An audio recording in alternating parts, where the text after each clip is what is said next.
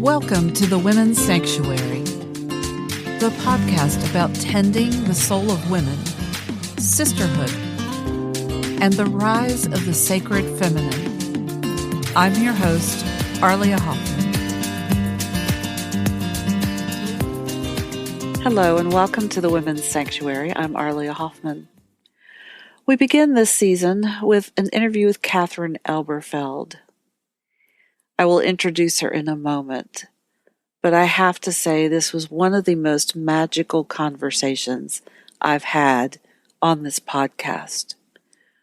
We begin with talking about her life story, her call to the ministry, and her experiences of sexual harassment in the ministry, which is a topic near and dear to my heart. I was raised as the child of a minister, and within the context of the church, I witnessed a lot of sexual harassment. And so she is very vulnerable in her sharing about her experiences, and I just so admire her honesty. And then we begin talking about the nature of God, the feminine aspect of God, the incomprehensible nature of God, and the love that one can experience with the divine that is beyond words. What I love about my conversation with Katherine is that she's coming from a Christian perspective and saying all the same things that I talk about in the Women's Sanctuary. And now a word about Katherine. Her career in journalism, freelance writing, and the Episcopal priesthood inform and inspire her writing. As the founder of the Gabriel Center for Servant Leadership, she published To Speak of Love and In the Midst of Sunflowers. Her articles on servant leadership have appeared in regional and international publications. Her published works also include the short story collection Make Yourselves at Home and the novel The Lady of the House. Forward Movement published Jordan to Jerusalem, a book of meditations for the season of Lent. Other short stories have appeared in Appalachian Heritage, the literary magazine of Berea College, Berea, Kentucky. Katie is also an experienced facilitator in the applied human behavioral sciences and is an accomplished, dynamic public speaker. Katie holds a bachelor's degree in English from the University of the South in Sewanee, Tennessee, a master's degree in communication from the American University, and a master's in divinity from the Virginia Theological Seminary. Katie is passionate about reading, hiking, crossword puzzles, Sudoku, pickleball, and music, and she stubbornly remains a Far Side aficionado. A native of Georgia, she now lives in Marietta. I hope you enjoy this conversation as much as we did. Welcome, Katie. Thank you so much. I'm very excited to be here. I appreciate this opportunity. Absolutely. I've been looking forward to this. Because the Women's Sanctuary podcast is really all about women's journeys, about how they got to where they are in life. I've always been fascinated that you and I had a similar early life relationship story, and both are in some form of ministry, both doing leadership development. Tell me how, what that journey was like for you and how you got to where you are now. Okay. In 60 seconds, right? Yes. As I said to someone recently, so how'd you get here? Tell me how you got here. I took a cab. Or your famous Uber. I took an Uber. Well, as I look back on it now, I can see that God was calling me to the priesthood. I think my first memory is when I was a child. We were on a vacation. We were visiting some church. It wasn't for a church service, but it was were touring the church, and I remember having this really special feeling about that environment. And when I was in my own church at home, when growing up, I'd see the rector doing, this, that, or the other, and I would wonder if I would like to be a rector. Now, of course, that was way before the Episcopal Church deigned to ordain women.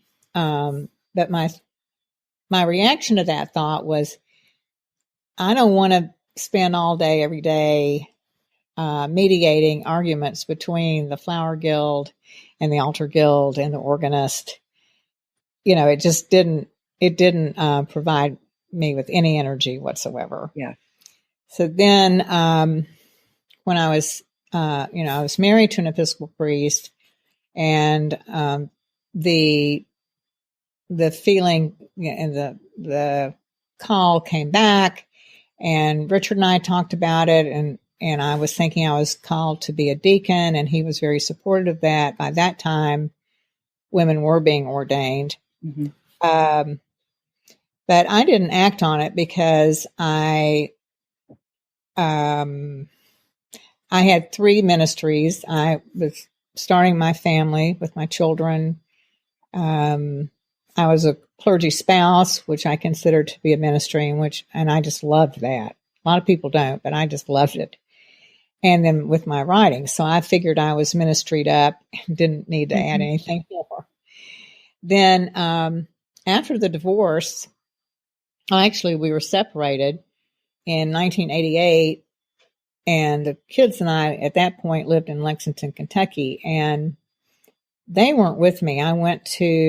We went to church at the cathedral in Lexington, and I went by myself that day. And I was just standing in the pew, minding my own business. By that time, I had already gotten accepted into Virginia Theological Seminary in Alexandria to pursue a Master of Theological Studies, and with the idea that I would then be ordained a deacon. So all that was all set, I thought. And I was just standing there, and all of a sudden it was as if God just grabbed me and dragged me from the place where the deacons are to where the priests are, and made it very clear that that's what God had in mind. And I remember just standing there resigned that I had spent 40 years, hard-earned years, resisting the call.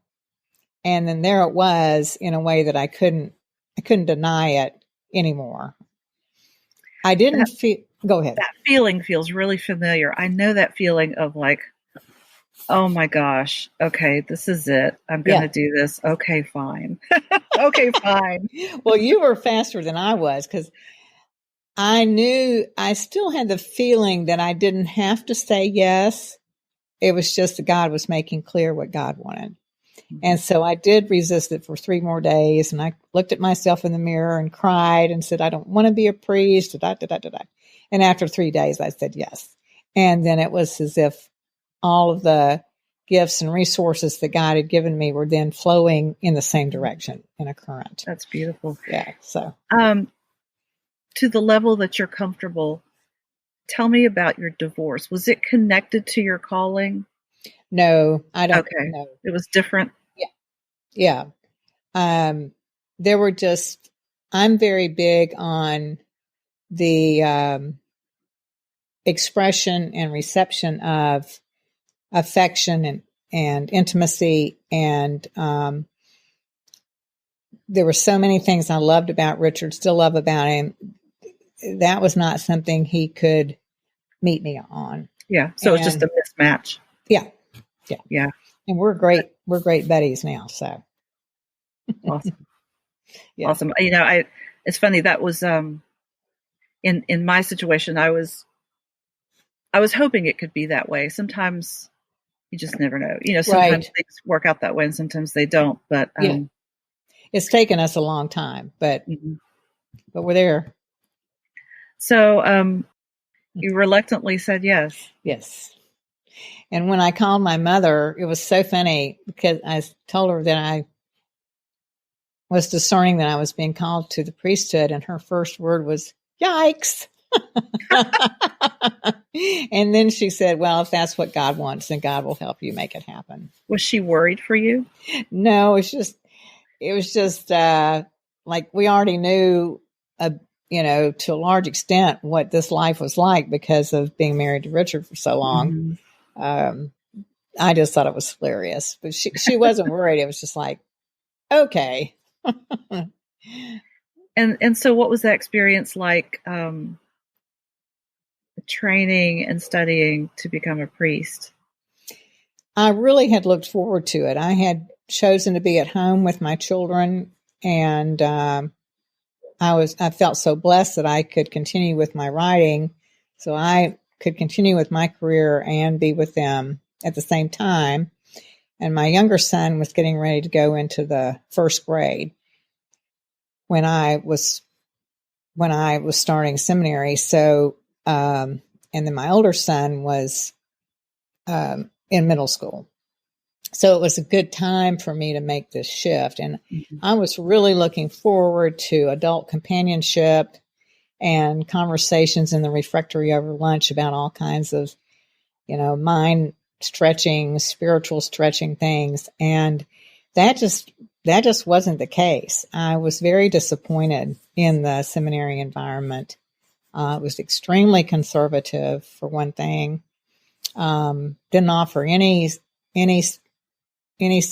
courses in women's studies. But I was able to get that through the consortium of other seminaries in DC that we were part of.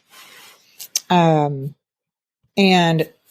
the passive aggressive behavior among the seminarians was just enough to gag on. And I think it all came from fear. I was very confident in my relationship with my bishop, and so I wasn't fearful because I knew that he was all about this pursuit. But I found that what they said and did was completely different from what was going on underground. And so people talk about their friendships that they made in seminary that they still have, blah, blah, blah. And it just didn't do it for me. So is that because it was a competitive environment and they just had to they felt compelled to look and be the best and without fault? Yeah, I think that's part of it. Like, what if the bishop hears this about me? Then would he then, move to have me kicked out of the process? And there was a lot of focus on grades. And I was flabbergasted about that too, because I thought we were adults and could maybe have a different focus. So it was I just felt as if I were in a completely different place from most everybody there. It was lonely. Yeah. So how did you feel coming out of that? I mean, did you feel prepared? Yes. And as the years have gone on, because I've been ordained now as a priest for almost 26 years. And as I look back at it, there's no place other than Virginia where I would have wanted to be. The training I got there was at the top, and beyond what I've seen. In any profession, you're around colleagues who were trained by different, trained in different schools and all that kind of thing. And I always feel that I got the very best training. That's great. So I didn't even want to drive by the seminary for years after I graduated. But, it's almost like an open wound that it's still not, when I get the magazine from them, that goes straight into recycling, I can hardly stand to handle it. It's, It was a hard time. And so which been your experience as a priest in the Episcopal Church since then, as a female priest? Oh, yes. Well, I've discovered that once I put one big toe on the seminary campus, I started to be the subject of sexual harassment, and that continued there. And then as I got ordained and was dealing with colleagues, clergy colleagues, the sexual harassment, verbal abuse continued. And I was never like thrown up against the wall like that, but it was like a constant erosion. You know, the unwelcome, uninvited hand on the shoulder, the jokes that were super inappropriate, body language big time. Mm-hmm. And it never really ceased until I left parish ministry, set it to the side, put parish ministry aside, and established the Servant Leader Center. There, that was a healthy environment because we deliberately set out to create a healthy environment. Well, I was about to say healthy environment because you were able to create it and establish that. Yeah. And so it was like, ooh, all this icky stuff has been happening, and here, oh, it's not happening anymore. Ain't that something? Yeah. This might be an obvious question, but did you feel like you had any recourse or any ability to say anything? I mean, I think most women say, don't feel that way. I didn't. I remember in the second parish where I was, the rector was horrendously verbally abusive of me, and he also committed some of the most grievous sexual. What word do I use? I guess I'll use the word assault. I mean, it feels like an assault, even though he wasn't touching me. Just, from things he would say. And my older son, Mark, whom you know very well and work with now, he must have been like a senior in high school at that point. And he said, why don't you just say to him, hands off? And I said that the reason I didn't was because I already felt, I was already inferior to him in the hierarchy. And I already felt vulnerable in that way. And I didn't want to give him anything more to work with. So right or wrong, that was, but we have him to thank for the Servant Leader Center, because through that experience, I was like, this ain't working for me. So how did you deal with that within your own self?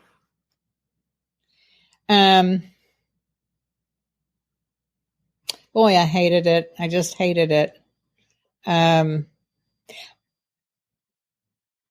I think it was just, that I was just not going to let him know that it bothered me. I think that's, and I do believe that the parish administrator there, who was a former naval officer and is now an Episcopal priest, I think she told him to stop it, because it was like all this was happening on, a Tuesday, and on Wednesday it stopped.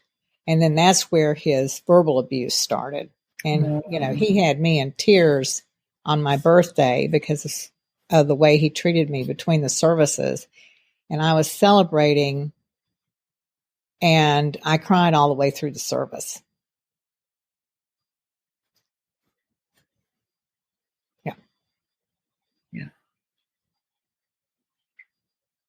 And I realized that there were 2 times when I said goodbye to the institution of the church, and that was the second time. Mm-hmm. Does that answer your question at all? Yeah, well, I'm also curious about how you healed internally. Like what supported you through that or helped you deal with it? I think that's a great question. Great question. I don't know that I've ever asked myself that in those words. I would say that by God very gently calling me to establish a center where people would be paid to get out of bed every day and work on educating people about servant leadership, training people in how to be a servant leader. Because as you very well know, this is totally countercultural, and it takes all the energy you've got to push that boulder up the hill, right? And I think that God, by leading me, and Camus there's a quote from Camus in which he says that often the greatest ideas come gently like the wings of a dove. And that's how that was. It was not, the sledgehammer on the head. It was a very gentle unfolding. And I think that's what contributed to my healing, was to get on a different path. Because the institution of the church and I are just allergic to each other. I hear you. I hear you. Break out in a rash. Yeah. Just get out before the sheriff, get out of the city limits before the sheriff catches up with you. Yeah. You and I agree on that. Yeah.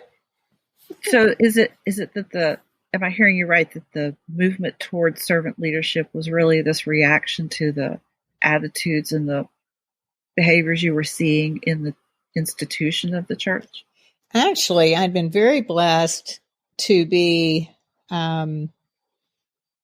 to already have that foundation.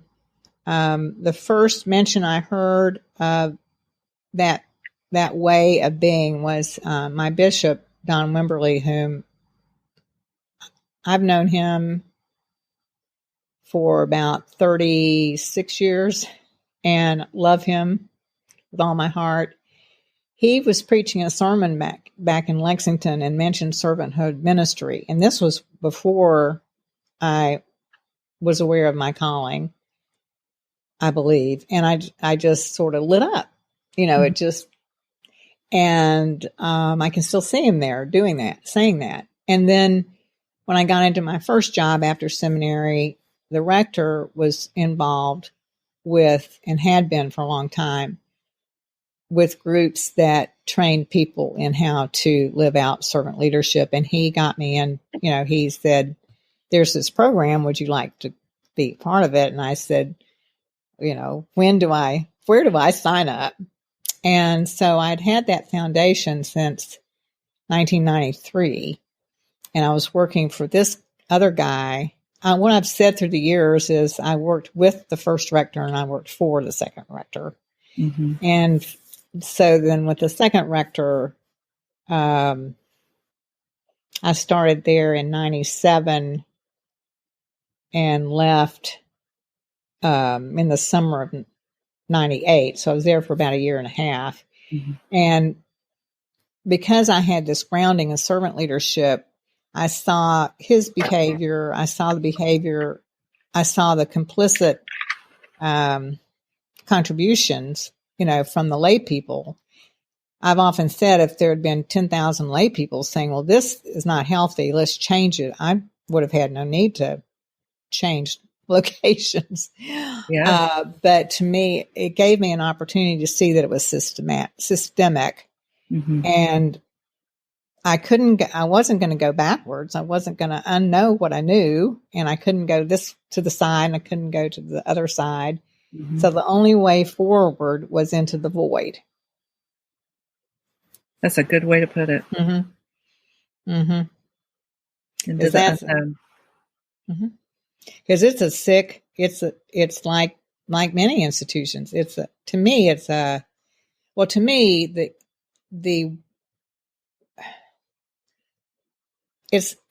it's like Boy Scouts in that I was a Girl Scout and I treasured my scouting days. And when I'm in the woods, I still follow what I learned.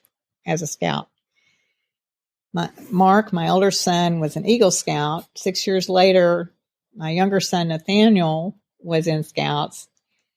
And it just wasn't working, and it's not what the Scouts teach. It's the institution and the way it's set up is so archaic.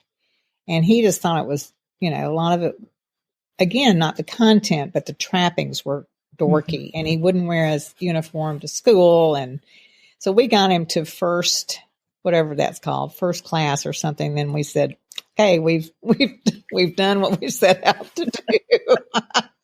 And to me, the way the church operates and manifests itself in terms of the services and all of that, I believe that it's already died, that it's not dying, that it has died. You said that to me sometime in the last 3 or 4 years, and I thought, that is spot on. Mm-hmm. Isn't it? They're dead and they don't know it yet. Exactly. And I really feel that the most wonderful thing we could do would be to have a celebration of life. Yes. Like when I die, I'm hoping. Should we cremate them? Sorry. Cremate a couple of buildings. Really. But just, thank God for what it gave us all. I mean, it nourished me, it fed me, it informed me, it held me in its bosom, all my life until I went to seminary. And then I believe that God's trying to do more for us than we're allowing God to do, which is typical for me anyway. Mm-hmm. I believe God is calling us into a new age, and it's not God. I don't believe that the belief in God is dead. I think that's stronger than ever. But it's the packaging that we need to bury it, celebrate it, and then allow God to show us how to do it now. I think a lot of people would agree with you. What do you imagine that new packaging to look like? Well, one piece, I think, would be to go back to the early church model of home churches. Mm-hmm. And of course, as you know, interestingly enough, a lot of the patrons and the leaders of the home churches were women. So, and I think the guys just sort of usurped that leadership and took it over about 2,000 years ago. 2008, 19 years ago. And 6 months. So I think that would be one thing. I think, to move away from the hierarchy is just fundamental to the changes that need to take place. I would like to see lay people lead services, preach. Mm-hmm. And if you're going to have a person lead the Eucharist, fine. But let's say the Eucharistic prayers together. Mm-hmm. In fact, the training that you get about the priest saying the Eucharistic prayer is that the priest is saying it for everybody. Well, then why not have everybody say it out loud? Yeah, I mean, I think that's really lame myself. Yeah. Well, and you also have your own thoughts about Christ and who Christ is. Say more about that. Well, as I go along, I'm learning just how mighty God is and persistent.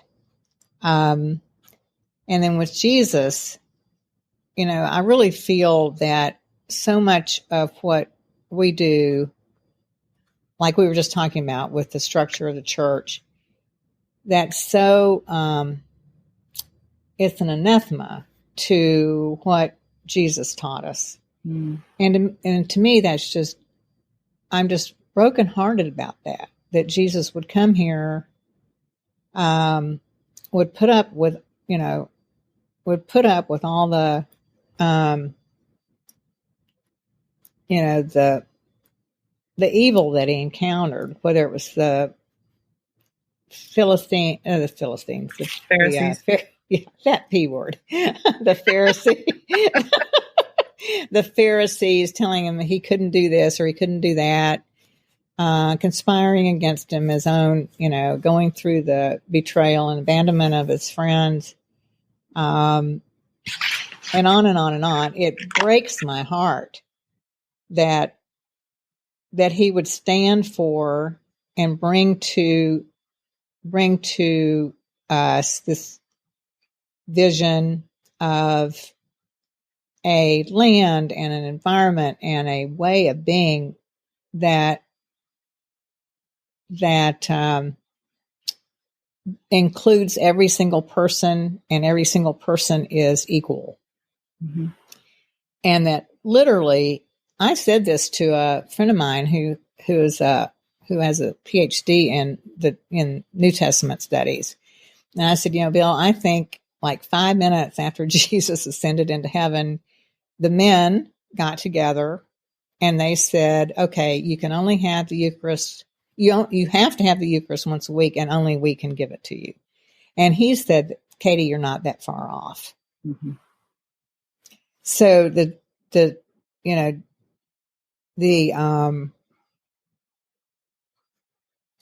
gap, the chasm between what Jesus taught, which is not complicated. People say, I don't know what God's will is. I don't know what the mind of Jesus is. Yeah, we do. I mean, who was more vulnerable than Jesus, right? And the chasm between that and what we do is heartbreaking. It's like the minute he ascended into heaven, we just went right back to what we were doing beforehand. Yeah. And at that cost.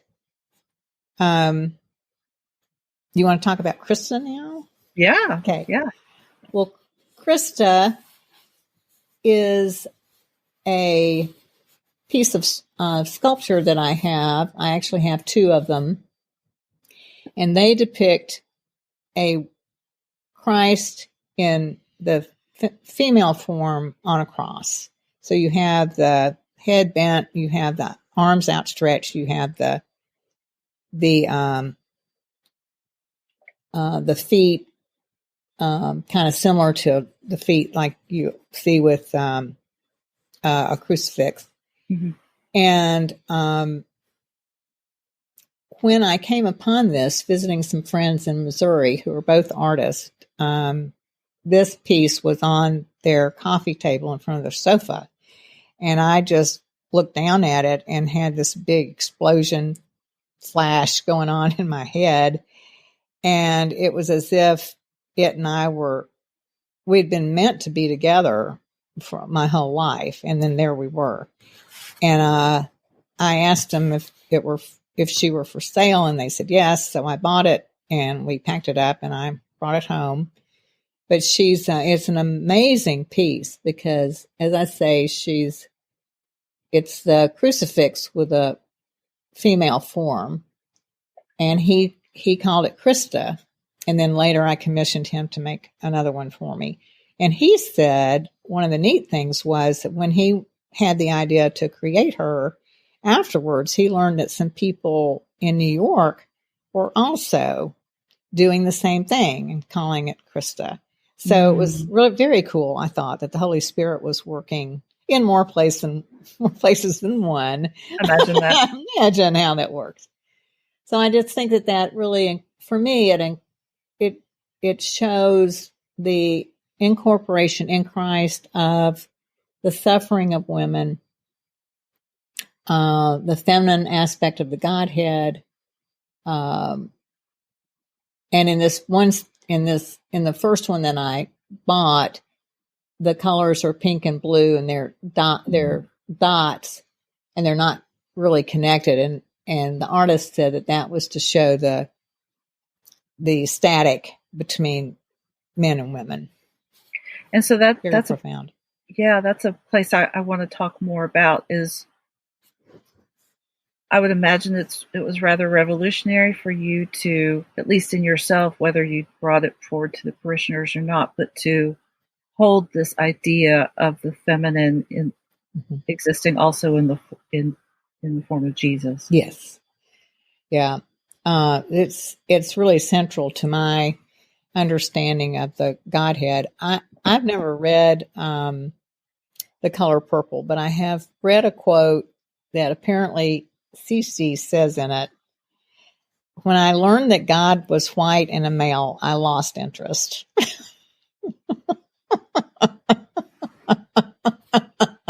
I don't think she's alone there. I don't think she is. I think she's got some company. And it's, to me, it's not just about, well, I don't want to feel left out, that I'm a woman and God's only interested in masculinity. But it, to me, again, there's heartache because it's like we're trying to narrow God. And so what I would say to parishioners is that, it's both and. It's both and. That God incorporates the masculinity, femininity, and more. Yeah, in my reading, and I'm not an expert, but in Gnosticism, they say it's the Christus Sophia. Oh, yeah. It is the Christ and the feminine form of God, which is the wisdom, the Sophia, Exactly. Christus Sophia. Exactly. That has a lot of meaning and resonance for me. Me too. In fact, I forgot to mention this to you the other day, but give a shout out to the Sophia Institute in Charleston, South Carolina, who do a lot of work, bring a lot of good quality content to Charleston and the Southeast, and now virtually, with a lot of great spiritual content. And I was there years ago, and they had and forgive me, I don't remember the artist's name, but they had they were selling posters of a black Madonna on the cross, because this artist had dreamt this, and so this poster was all his dream images, and so it's her, and there are pomegranates, and there are, the other thing that drew me to this is there are forms on the poster that look like feminine earth forms, is the best way I can say it. Like, it looks like a plant, but it looks like a feminine body. Sure. And what amazed me was that I'm also very interested in ancient Minoan art, which was the pre-Greek matriarchal culture. Yep. And a lot of their art looks exactly the same way. They have these like almost like bell-shaped plants with sprouts coming out of them, and they look very feminine, but you can't place them as any particular plant. And I just looked at that and I was like, Christus Sophia, right there. Yeah. Right there. Right. And I left the church almost 20 years ago, for some of those very same reasons. Mm-hmm. Interestingly, in a different way, I felt quite alone, did not feel the sense of community, and also this very, very narrow-mindedness about what or who God is. Right. And I think that's one of the reasons I do this work today, is that God is so much bigger than we can ever even comprehend. Exactly. Why would we ever attempt to put God in not just a box, but this box that's about the size of our pinky? And God's like, you can try, but that's not going to work. I don't fit in that pillbox. Well, and that's what I've said over and over again to parishioners and friends and anybody whom I can nail down for 2 seconds is, I don't want that. To me, that's excellent news. I don't want a God that will fit in my brain or in my head, because that God would be too limited.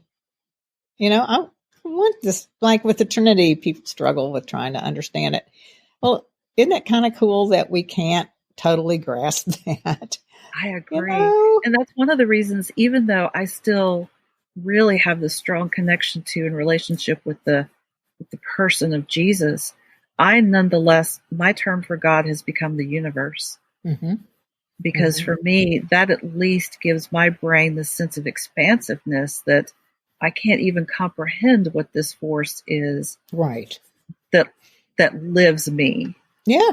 That I live out. And so, yeah, I love that, you're in your work or in your own mind, you are both Episcopal and a priest and acknowledging. And it's kind of sad that, that there aren't that many people, but you included, acknowledge the vastness and the incomprehensibility of God. Yeah. Yeah. Yeah. Okay, well, that's a wrap. I'm kidding. I'm like, where do you go from there?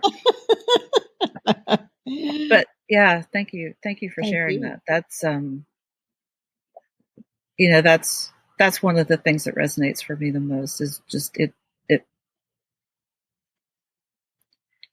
gets to the point where you don't even have words to describe how that experience is, but but I think that's probably how it should be, as you said. Exactly.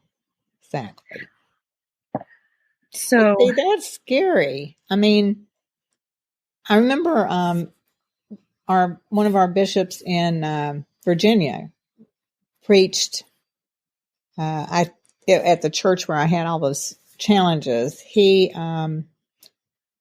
it may have been Palm Sunday, it might have even been Easter Day. I can't remember, but I remember he said the reason those pews are bolted to the floor is because it's an attempt to keep the Holy Spirit from doing what the Holy Spirit wants to do.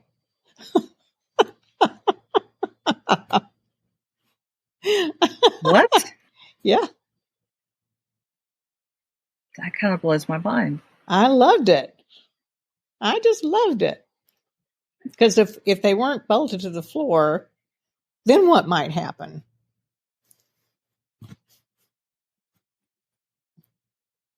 But see, we don't want that. Can't have that. No. That's, it's funny how when we talk like this, everything seems to be connected. But that's, there's been a fear of the feminine from, gosh, I don't know. I don't know if it was from prehistoric time or when it started, but there's this fear of the feminine that the feminine is considered to be unpredictable and might take you to this place or that place that's scary and all that kind of thing. And hysterical, right? Yes. Uterus hysterical. Yeah. And I think that that's a part of the Godhead that is scary to a lot of us, because when we truly let the Holy Spirit take over, we truly do not know where we're going to land. Yeah, it is scary, and it can't be controlled. It can't be controlled. And so what is our response? Our response is to try at every turn to control it. To bolt that pew to the floor. Bolt that pew to the floor. Yeah. That's incredible, because that's the very nature of my work, is to help people become more comfortable in the unknown and in the void and in the feminine, where it's the womb of creation. That's right. Go back home. That's where it's all born. Mm-hmm. Is in that unknowingness. And speaking of the pews, I'd love to share a little story with you that to me is one of the most remarkable stories I've ever heard. When Richard and I and Mark lived in Missouri, Mark was about 3 or so, there was a priest from Corpus Christi, Texas, who was in our little town, and he was talking to Richard about joining him at his church in Corpus Christi. So I remember we were sitting in our living room, and Sam was this great, big, huge guy. And he told us this story about being at a little bitty church, probably somewhere in Texas. And this new couple came in and sat down at the front of the church. And these were, these were pews, sat down at the front. And then this ancient woman who always sat where these people were went up the aisle and made a move so she could sit in her spot. I mean, it's like you have the George Washington plaque. This is where George Washington sat. And Sam got into the pulpit, and he told us that he said to them, that's the last goddamn time that's going to happen. Oh, my goodness. And I want all the vestry after church to go home, get your trucks, get your wrenches, come back. And they removed all the pews. Wow. And took them off and replaced them with chairs. Oh, my goodness. Good for him. I know. And he could get by with it. Mm-hmm. Because of his size and because he was a man. He could stand up in that pulpit and say, that's not going to happen again. Yeah. Isn't that awesome? That is amazing. I love that. Love that. Love that.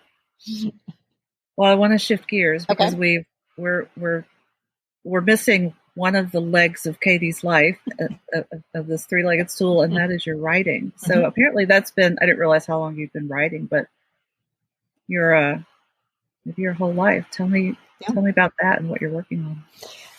I've been writing since I was about 5.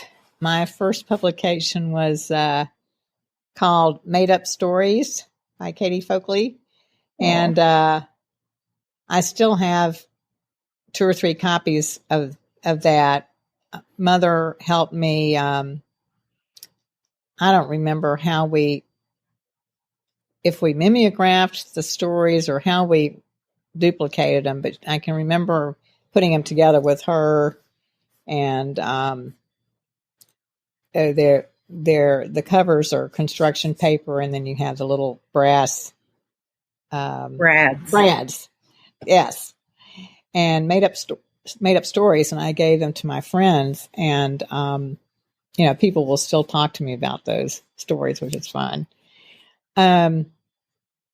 My great-grandfather, dad were all in the newspaper business, so I've often said that blood doesn't run in our veins, ink does, and now my son Mark is writing, so he's 5th generation.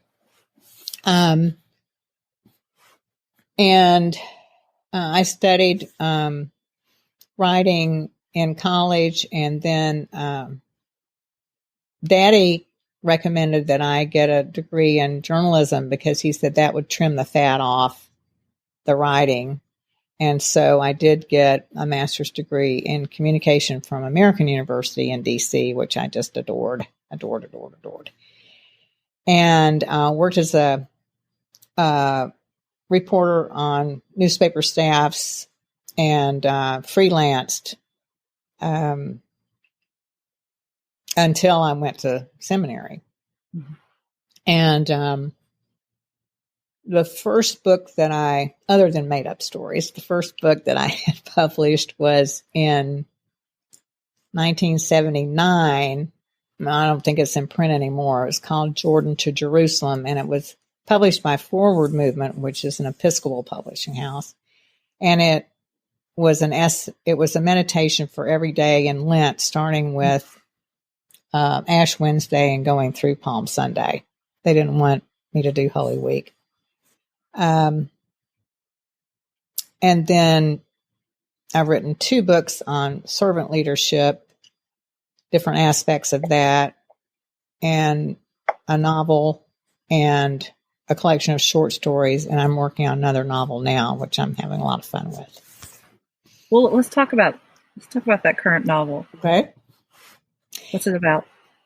Well, the title is An Umbrella Made for a Man, and it has to do with a little girl who, and as she's growing up, she's looking for love and security in her family of origin, and finding it in some places and not finding it in others, and how she struggles with that, struggles with the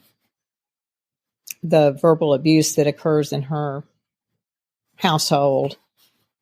And then she becomes an Episcopal priest, and she endures the sexual harassment and verbal abuse that we've been talking about. And then at the same time, she's been divorced. She goes through a divorce and is single for many, many years and dates everybody in the Western Hemisphere, and can't find love there either. So it's her. So you follow you get little flashes or little vignettes or snapshots of life as a child, as a young, and then as an adult with a career and looking for a relationship. And so it's really her search for love. And then she does come out at the end, largely through dreams. God helps her to see that once love is there, it's there to stay. It doesn't leave. It stays intact. And then that gives her so much joy and so much relief to know that, because she never had known that before. And to know that and to realize that then she's like good to go, from there, and then she can see what happens later. But that's I think that's about as far as the book is going to take her, is to say, okay, now I see that. And the catalyst for that epiphany was when she was in seminary. She and a classmate loved each other very much, and they decided that they couldn't pursue their relationship because of being in that environment. Mm-hmm. And then he ended up marrying somebody else, which broke her heart into about 1 billion pieces. And that was another open wound. It's just like she went on without thinking about him. And then if she would think about him, it was like she was being rejected all over again. Mm. And then God helped her to see, no, that their love was still there. It was still right there. That it hadn't gone anywhere. It was still there. And it was just this, glorious, incredible revelation. Mm. And as I said, a lot of that came through dreams. A lot of that understanding. Through the characters' dreams or your dreams? Both. My dreams, and then I fictionalized them and put them in the book. Yeah. And you've been writing we're talking in December 2020, so you've been writing all this year. Has the pandemic affected your ability to write or enhanced it? Or it's enhanced it.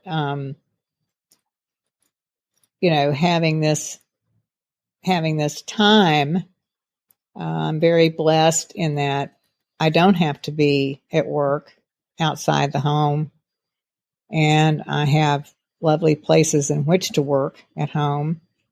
So I'm aware as to how blessed I am with my circumstances and being retired and all of that. So I just figured this was a really good time to get going on this. And it's been kind of a dovetailed process in that I didn't know the book was going to take me to this place, or take Irene, the protagonist, to this place. Mm-hmm. But as the revelations came to me, then I incorporated them into the book. And when I say I fictionalized the dreams, I actually have recorded the dreams as they came to me, but I've had Irene have them as opposed to me have them. Right. So and I think that also by having this time that's been cleaner, we aren't in the grocery store every 5 seconds, or I'm not playing pickleball temporarily until this gets behind us. So there's more space to receive what God wants to tell us. And so it's funny you mentioned that, because my business partner and I were just discussing creativity the other day, and about how the creativity requires that spaciousness, and some amount of silence to be able to be heard and flourish. Exactly. And this spring and summer, winter have been so incredibly beautiful. And a large part of that is because there aren't so many noxious fumes going into the air, that being immersed in the beautiful natural world these last several months has been very nourishing as well. Absolutely. And been good for the earth. And been good for the earth. So it's been